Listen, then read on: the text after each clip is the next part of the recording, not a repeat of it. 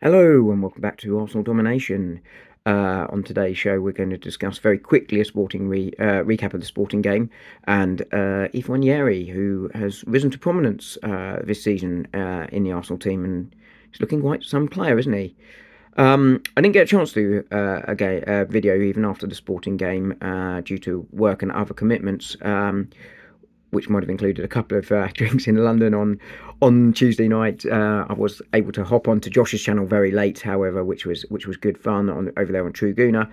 But what a performance! An Arsenal since the international break now scored eight, conceded just the one. Have looked far more threatening going forward. Martin Odegaard, of course, a big part of that, but I think tactically we've looked quite balanced with that sort of with him back in midfield, but also just that left side is just looking a little bit stronger. I know we attack predominantly down the right, but the balance with Calafiori back Moreno, on Saturday, and Declan Rice in the week with Martinelli is just really starting to shore up that side, and I think that's making a big difference. And the confidence is back, and Mikel Arteta seems to be releasing the handbrake somewhat, and we're seeing and reaping the benefits of that right now. Um, 5 goals away in Sporting, unbeaten this season, in all competitions. Drawn one, won the rest. In what has not been a happy hunting ground for Arsenal or many European, English sides even in Europe, it is really, really remarkable. So we now have control of our destiny in terms of the Champions League. We're seventh at the moment, win our last 3 games, and we will qualify in the top 8. And that's 2 less games to play, which could be really, really crucial down the stretch if we're going to try and go deep in all competitions. So, really good win, really positive win, and hopefully that momentum will continue into the game against West Ham, which I will preview tomorrow as well. So, I wanted to discuss Ethan Nwaneri. He obviously has had a breakthrough season in many ways this season. With the departure of Vieira and Smith Rowe, it's opened up minutes for him. I mean, Moreno probably taking the majority of Smith Rowe's minutes in that left 8 role, which is, one of the positions he could have used. Nwaneri taking Smith Rowe's more forward minutes, but certainly the minutes of Fabio Vieira, who left on loan to Porto. And he's looked really, really good. Looks like an upgrade on Vieira, if we're honest, despite the price tag. Nwaneri, 17, looks the better and more accomplished player in the Premier League. He looks tactically aware. He's played a few times on the right, subbing on for Bukayo Saka. But I think probably his best position more central, where we've seen him for Martin Odegaard. The players clearly trust him. Mikel Arteta, crucially, seems to trust him. And I think those things are really important to sort of show his worth. And I think he will get more and more game time, hopefully, as the season goes on. And that will really massively help his development.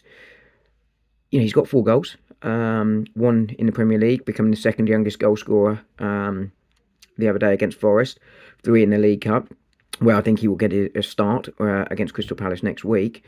And the future looks really, really bright. That then begs the question, should he be used more, or does Mikel Arteta need to take a different approach? He spoke about the need to build him brick by brick after the Forest game. And I can understand that, and I think that's a really, really sensible decision for Mikel Arteta. He is still a really young man. We don't want to overload him with pressure. He looks like he's going to be capable of dealing with it. We saw Bukayo Saka, of course, do it. Some players are, some players aren't. But it's, really important when, the difference here is, right, Bukayo Saka came into the team that was struggling. Yes, there was pressure there, but there was no expectation to win things at that point. I mean, there should always be expectation with Arsenal, but there wasn't. We'd fallen so far. Now there is expectation to win.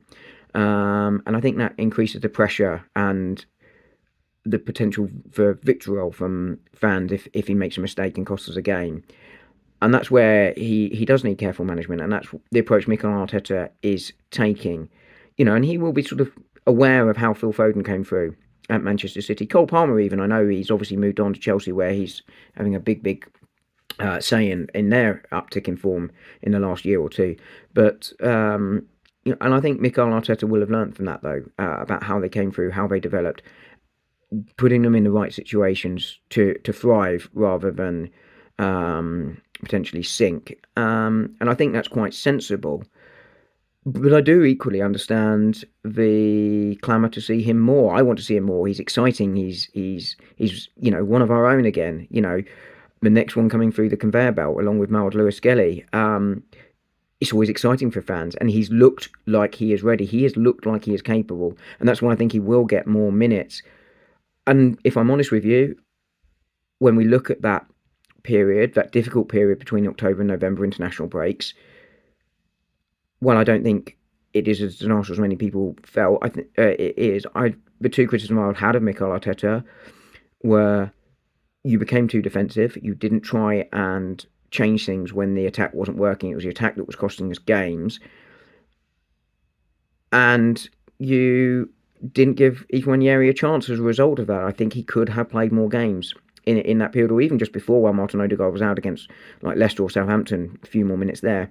But I think you probably could have thrown him in just to try and do something different, or given him more minutes off the bench to sort of impact games. We see the effect he has when he comes on. He gets that ball, wants that ball, and he runs at players and he's happy to take them on, sort of carefree free way, whilst that showing that tactical awareness that we saw earlier.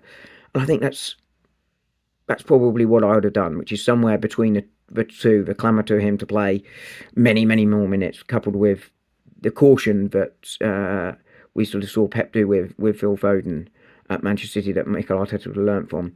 I think he could have done a little bit of both. I think the answer is somewhere between the approach he's taking and that clamour for him to get all the minutes.